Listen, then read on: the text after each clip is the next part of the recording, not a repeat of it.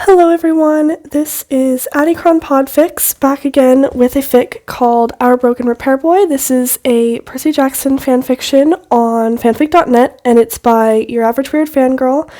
And so I'm gonna start. Leo didn't sleep well that night. In his defense, he did try. Normally he didn't sleep at all, but tonight he decided to try. It did not go well.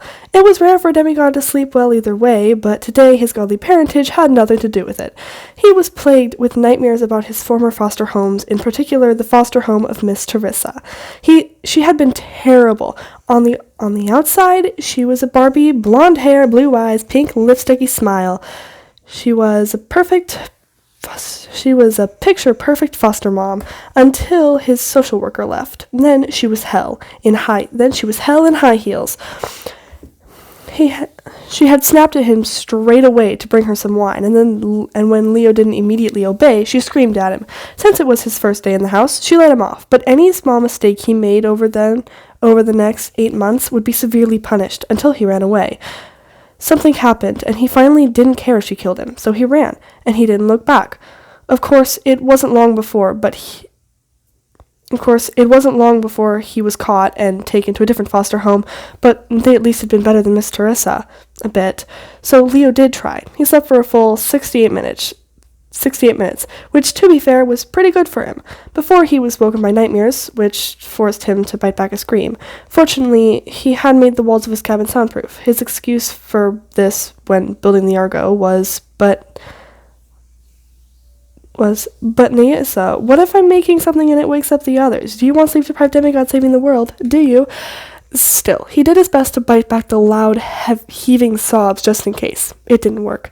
Of course it wouldn't work, you idiot. When is your best ever enough? Leo squeezed his eyes tightly shut, and a couple of tears escaped. He changed out of his PJs and wiped away his tears before stepping out of his cabin for some fresh air. He stepped out on the deck and scanned the landscape before him. They had been forced to stop for the night, and they had perched on top of a hill for good view of any attacks from all directions.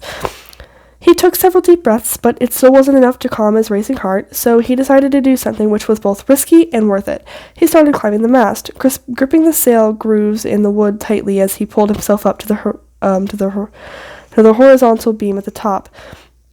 He sat on the beam and swung his legs as he stared out at the sparkles of silver and velvet sky. As he looked down at the distance between himself and the deck, he couldn't say he didn't consider it, slipping off the beam, plunging through the air, dying on impact. But he couldn't let his friends wake up to his dead body. He stared out at the landscape and let a few tears fall. Gods, he missed her so much. He thought he would never stop feeling so guilty, and he should. It was his fault that Lexi was dead, that he would never see her again. He pushed the thought out of his mind and wiped his tears away. His eyes were probably red, but who cares at this point? He appreciated the Algarian countryside, smiling as he watched the winds blow. Even in the middle of the night, when it was pitch black, it was still very warm. Although the sky wasn't black like it normally was at this hour, Leo realized it was blue. Deep blue. That was his first mistake. As soon as he realized this, he began to hyperventilate. The deep blue sky suddenly changed to a pair of eyes, the exact same shade, the stars becoming the sparkles of life in them, and just as he realized this, the light dulled as the life in her eyes vanished, and her lifeless eyes stared straight at him. His breathing quickened even further, and he scrambled to get down. Unfortunately, the fates seemed to be against him tonight. He slipped and fell, and suddenly he was free-falling through the air. Well, at least he knew what to do in this situation. He did a somersault in the air, almost lazily, and landed feet first before rolling once and standing up again, pleased with himself. It wasn't perfect, though, because you're a failure and you can't do anything right. He started walking towards his cabin again before freezing. Mistake number 2, not checking that everyone was asleep. Percy was staring at him with wide eyes, sporting blue pajamas and bedhead. "Bro," he said in shock. "How did you do that?" Leo cursed silently. His hands shook as he did his best to repress the rising wave of panic in him. "Do what?" he asked quickly. Percy looked at him like he was stupid. All that," he said, as if it was obvious. "All that," Leo said, as if he only just realized what Percy was talking about. "That wasn't good. That wasn't that good." Percy stared at him. "You just fell off a high beam, did a perfect flip, and somehow managed to not die. How is that not impressive?" Leo said dismissively. "I gotta go. I was working on something." "Hey, why were you up there in the first place?" Percy asked. Leo froze. "Oh, just appreciating the view." Percy squinted. "Are your eyes red?" "Okay, I really have to go, man. That invention can't be left alone too long. See you in the morning." Leo slipped past him before he could say anything. He slammed his cabin door shut and leaned his head against it. "Well, shit," he whispered. Alright, now on to chapter 2. He slid down the door and curled up in a ball. The panic he had suppressed while talking to Percy was resurfacing all at once, and the memories with it. The abuse, wine glasses thrown at him and shattering on impact, piercing his skin, watching his foster siblings go through the same thing, unable to help. The running, sprinting as fast as he could, panicking as police sirens, going for such long periods of time without food. Most of all, Lexi. His Estrella, his beautiful, kind-hearted girlfriend. Beginning of panic attack. Murder scene in bold. His breathing accelerated. Lexi, the only person that knew his secret, the only person outside of the foster home that knew of the abuse, sworn to silence by Leo, but still doing her best to help like the kind-hearted anger she always was. Dead because of him. The image of her lifeless blue eyes flashed in Leo's mind.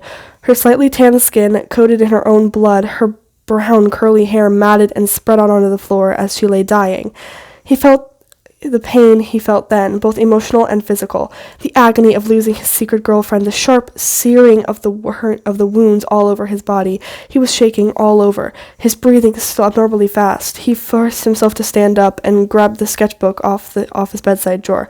As soon as he had also picked up the pencils from across the room, his legs gave out beneath him, and he leaned against the bed, breathing heavily.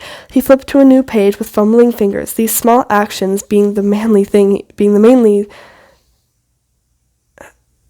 He flipped to a new page with fumbling fingers, these small actions being the mainly thing he could focus on. He picked up a graphite pencil, his hands trembling so much he almost dropped it. With strokes light and precise even in the middle of a panic attack, he began to draw what he saw in his mind. Soon he had a picture of a 14-year-old girl on the page in front of him.